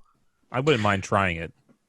I can't unsee the main character, or at least who they're like making look like the main character in the trailer as Jon Snow, and it's really bothering me. I'm like watching the trailer back now. What I thought was really interesting is there seem to be monster races in it. Like there's like ogres and trolls and orcs and stuff. Or like they're just like, if you watch the city gameplay, it's just like there's some orcs and like it's just like mixed, like it's just mixed fantasy people. Yeah, this one shot here where they're like where he's walking through the desert and the sun is like on the horizon and he's on a horseback and you can see all the like long shadows from all the little rocks and stuff in the desert. That's probably the best shot of that whole trailer. It's really, really good. Overcooked. That was hilarious. Man, Swedish chef. Man, I was watching that and I saw like Jeff Keighley having a conversation with Swedish Chef that was like super fucking cringy, and like I was watching the stream on YouTube, and just every comment in the live chat was just cringe, cringe, cringe, cringe, cringe, cringe, cringe, cringe, cringe, cringe, and I was like, yeah, you know what? As toxic as they're being right now, I'm inclined to agree. Like, what the fuck market are they trying to hit here? And then as soon as it like stopped and it cut to Overcooked, I was like, yeah, like that makes so much sense. Seeing Swedish Chef running around in Overcooked, I was like, okay, now I see what they're doing. This is great. I like this little tinfoil Game Awards trophy too. Man, it was weird seeing Swedish Chef like there, but then the hands were like someone's hands. He also zoomed in too. Aren't they normally someone's hands though, or no? I think they're in gloves. I think they're in puppet gloves normally. I don't recall. You guys would know more than me. I don't know. I don't watch the Muppets too much. This game was just called Season. Is that right? Season, yeah. That man, interesting. Holy crap! That art style was literally like mind blowing. It looks saying here so Studio cool. Ghibli like visuals. Kind of, maybe. I don't know. Studio Ghibli, I think, is really known for like the hand drawn style, like every frame being hand drawn. That game didn't look hand drawn. It definitely looked computer generated graphics. It almost looked like it was live action, and they put like a heavy filter over it. I wouldn't say live action so much as maybe like comic book. Like, if you're familiar with like the Yakuza games, they have this like cinematic style where it's almost like a graphic novel. It's almost like an animatic graphic novel, like almost comic book style, except not comic book, but it's hard to describe. Cell shaded for sure, like voxel style. Cell shaded graphics kind of look like if you took Wind Waker's graphics but tried to make it look like more realistic. Right. That's how I see it. But yeah, super well done. Holy crap, looks cool. Arc 2, Matt, this is your favorite, featuring Vin Diesel. I was dying. When he was like, I think he said like, come on, we gotta get moving or something. I was fucking dying. You know what a strange thing to see. Well, the thing is like weird. I thought at first, like I got like vibes of like Horizon Zero Dawn. At yeah, first, that's exactly what I thought. I was like, is this some like weird Horizon like DLC or something? And then I was like, oh, this is probably just like a dinosaur fighting game that they're making, in fighting. Dino D-Day 2. For sure, to compete with the other games like Ark and stuff. And then when he walked in and I saw the little thing on his wrist, I was like, this is a fucking Ark game.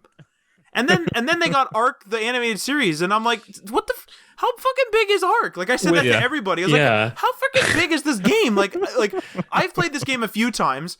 I've gotten bored every single time, and like maybe that's just me. Whatever. People fucking love Ark. Like when I was still working at the game store, like it felt like every third kid that came in was there to get Ark. Like it was running Ark right now. It was you should be playing Ark. Insanely popular, apparently, and like fair enough. If I was a kid still and I saw a game with dinosaurs and like survival crafting, I'd be like, "Fuck yeah, I love dinosaurs!" Like I would be all over that. I assume. I don't know me, but yeah, like oh man, I do remember. So funny. I do remember the one really stupid part in Ark where like for some reason none of the water creatures would attack me, but they would always attack Mike. And we were like taming our first parasaur, which is like the first thing you can tame, I think. And it's hard to tame stuff, so we were like taming it. And he was like helping me. He was like bringing me supplies to tame it. And I was doing like the thing you gotta do. And he looks over the water and he's like, what the fuck is that? And there was this massive like, I don't know, Loch Ness monster. And we're up on a cliff and there's an ocean like down below. And it's just looking directly at him. And then like they do a stare off, like they're just looking at each other for like a minute, and then it flies towards us, but it's in the water, and it crashes full speed into the cliff and just flimps and it's dead. And I was like, what the fuck was that? Like, even when Mike's up on a cliff, the water is trying to kill him, and I swam through a friggin' ocean. There was a megalodon in there, didn't even come toward me, didn't care. No, not a care in the world. I'm looking through some fucking comments on YouTube right now for this trailer, and I'm fucking dying. What is this? What made you kill the dinosaurs? Family. Dad, how did you learn how to fight? I am Groot. I like someone called it the Past and the Furious. Yeah. Fuck. Yeah. And then the my favorite one here is Arc 2 starring Vin Diesel sounds so incredibly fake. It's hard to believe that it's real. I wanted to try to find the cast for the animated series because there are some seriously big name voice actors. There's David Tennant's in there, and so is David Russell Crowe. Tennant, Gerard Butler is there, Elliot Page. Gerard Butler's in there, Yeah. riding up on his Gods of Egypt name, snake. Yeah. It's insane. Ghosts and Goblins. I only mentioned this because Adriano mentioned it. I have no connection. I have no idea what this is. I actually did not even see this. I must have missed it. Damn you didn't? Yeah. No. As soon as I saw the that first graphic and they started playing the music, I was like, oh yeah, here we go. This is a classic NES game.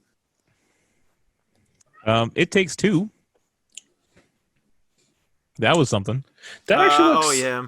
I'm into that. That looks cool. I think it makes a lot of sense for stream games, couch co-op, that type of stuff. We really need more so I think it was somebody on Reddit I saw made this comment, but they were like, we really need more date night games. Like games where you sit down and you can just play like a co-op game and there's like a cute little story to it, or there's a good narrative or whatever. And like the point is to like couch co-op it and like finish it in a couple of hours, and it's just fun for you and a friend or a partner or whoever to go through. Elder Scrolls Online, Gates of Oblivion. Hurts my heart, man. It hurts my heart. Just give me an Oblivion remaster. I don't want Elder Scrolls Online. Come on now. I got so excited when I saw the Bethesda logo, and then it turned out to be the ESO guys. But well, the announcer said, whether it was Jeff or whether it was like Steve Goodman or whoever, said it was going to be ESO. But what was horrible was, I was like, oh, ESO. So then I don't care about ESO. So I like opened my phone. And then I looked up at the screen a little while later, and I saw the Oblivion logo, and I was like, holy fuck, did they add an Oblivion remaster at the end of that friggin' trailer? And the trailer was still going on. And I was like, damn, this game. Damn. Like, yeah, it was the same for me. Like, Jeff Keighley's like, and now a new announcement for the next chapter of the Elder Scrolls Online. And I was like, who cares? And then I saw the Oblivion logo, and I was like, oh, the fuckers. How can they do this to me? And then finally, the big end reveal was Mass Effect. Mm-hmm. No name. We just got Mass Effect. Like, what did it say? Like, will continue or something. Will continue. Yeah. They should have just had N7 and then walked away. They shouldn't have said will continue. I kind of feel the same way. So that first, they introduced it. Jeff Keighley introduced it as one like last major announcement or something, and then it starts doing the shots through like space and stuff with the comms as the voiceover in the background. And I was like, is this the first like real thing we're seeing for Starfield? Because I hadn't seen anything for Bethesda, and I thought it was Starfield. And then it went on and on and on, and I was like, okay, no, I feel like if it was Starfield, they would have hinted something, like they would have shown the Bethesda logo by now or something like that. And it just kept going and going and going, and then it showed that shot of sorry, I don't know the character's name, but her walking up the like snowy mountain. Liara. Yeah.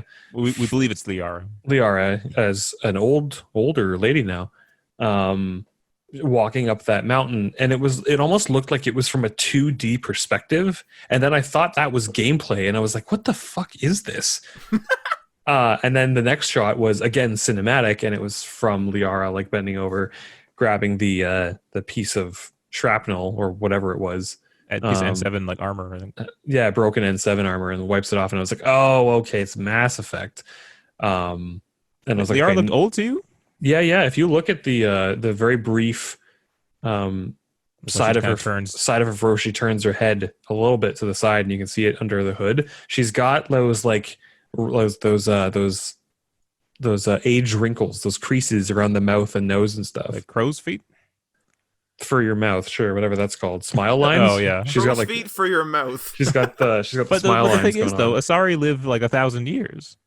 Mm-hmm. Yeah, but they still age. When would this take place? After the Ice Age. The Ice Age. I never played Mass Effect, so I don't know. You say I'm going to die? No, I said neither did I. I've never played Mass Effect. I'm going to die. I thought you said you're gonna die, and I was like, "Whoa, is that a threat?" The other thing was Master Chief is coming to Fortnite. Which I thought that little ad was not the red and blue part, but the part where the guy's like drinking from the energy drink. I thought that was hilarious. Man, that red versus blue shtick with Sarge and Griff and Ninja was like possibly the most fellow kids thing I've ever seen in my life. Like, having watched Red versus Blue back in the day, like 10 years ago, on like going to a friend's place and going to redversusblue.com and loading up some like shitty like 200 kilobyte per second video to watch these episodes and stuff, to like them trying to make themselves known to the younger generation by like talking about Fortnite with Ninja in Blood Gulch. And I was just like, this is not the audience that is going to appreciate what you're doing. You're trying to appeal to the young audience that's not going to get it, and your older audience watching this is just cringing and shaking their head. Yeah, like, it was just so bad. But that being said, the Master Chief walking out of the freezer was pretty cute, and it was funny. So I do like all the Fortnite like created like in-world character things, like their style of cinematic. I really like those. Like, the characters are goofy and stuff. They're hilarious. The models look really good too. Yeah. It's like, insane. if there's a game that I could see myself, like a multiplayer game, revisiting, it's definitely Fortnite. And just for you, Daryl Dixon and Michonne. God. And Fortnite as well. right. God have mercy. Those models look pretty good too. Well, that's your Game Awards. There you go. Hey man, you forgot about Monster Hunter Rise. What about Evil Dead the game? What about Oddworld Soulstorm? I said at the outset it was heavily biased. Super if you Meat guys Boy want to talk Forever? about them, That's go exciting. ahead. But Well, I am interested in Evil Dead the game. That's all I got to say about it. That Oh, is actually, Elite Dangerous Odyssey is going to be a big thing for some people, because Elite Dangerous is like an MMO, space MMO. So people are definitely going to love being able to like actually land on the planets now. That's a big thing for them. That trailer, Evil West, I thought for sure was a new Van Helsing game. I thought it was Dark Watch. I thought it was going to be Dark So- Watch 2, and I was like, holy fuck, like, There really? you go. There's the genre that is clearly influenced by all of the other games that are also in that genre. Not That's for on me, my but list I of was like watching stuff to that. watch. Yeah, I was like, not for me, but I knew that, like, I was like, oh, Matt likes Van Helsing, so he'll probably be all over Evil West. Yeah, I don't know. More stuff shown off for Monster Hunter Rise. That's what I'm excited about. That's gonna be my game next year. Oh, Monster Hunter Rise? Yeah, for sure. Comes out in March, so That's pretty good. Pretty good. they're showing off a shit ton of stuff for that game. It seems like every time there's a any excuse that they have to show off a new monster or like a new game mechanic or a new armor set or whatever, they're taking it. Like, they're really pushing it, which is interesting too, because Monster Hunter's reputation has certainly been boosted in the West by Monster Hunter World. They're Capcom's best-selling game of all time, by the way. Monster Hunter Rise is being made by the traditionally in the past the portable team. There's always been a portable team and a console team. So Rise is being made by the portable team, and it's cool to see the influence in that game that they've taken from the World team. And I might be wrong, but I believe that the portable team is typically made up of more of the old guard directors from Monster Hunter, whereas World, they brought on a lot of new blood, a lot of younger developers to work with the older developers to kind of find that happy medium and get the core of the Monster Hunter experience in, but also kind of modernize it for what a Western audience might like a little bit more than a traditional experience, making it more user-friendly and stuff like that. So I'll be really interested to see the final product for Monster Hunter Rise, just because I feel like you're going to get that almost older style game for Monster Hunter, kind of in the same vein as like Monster Hunter 3 or like Portable Third, that the old fans of Monster Hunter are really going to appreciate. But then it's also going to have like the quality of life improvements and more open worldiness that Monster Hunter World brought to the table that people clearly love. Another thing they didn't show off at the Game Awards, but was definitely on my mind when they were showing the Monster Hunter Rise stuff, is Monster Hunter Stories 2, which like nobody cares about. If you go on YouTube or like any of the like review sites or discussion threads or whatever, for every conversation that's happening about Stories 2, there's like 40 conversations about Rise. Damn. Like, people just do not care about Stories. Is Stories 2 the Pokemon one? Pokemon-esque thing? Yeah, it's where you use like you don't have a monster hunter, you have a monster rider, and you have a monster that's your like companion, and you use that monster to fight other monsters. And okay, like I have the first one of that. Yeah, it's honestly a solid game. It's on the 3DS, and I was really hoping that they would do a re-release for it for the Switch, because there is actually a mobile version. And I was kind of hoping they would port the mobile version to the Switch, because I think it would do well, especially with 2 coming out sometime next year. Mm-hmm. But yeah, definitely both of those are on my radar. All right, my ass is killing me. Let's wrap this up. And of all the reasons to end a podcast. Thanks for listening. You can find Tim at twitch.tv/yeahthatfigures. You can find us at Ryan at twitch.tv/myasshurts. Don't Google that. All right, we'll see you guys next time. Twitch.tv/day1patchmedia. Thank you, Tim. Peace!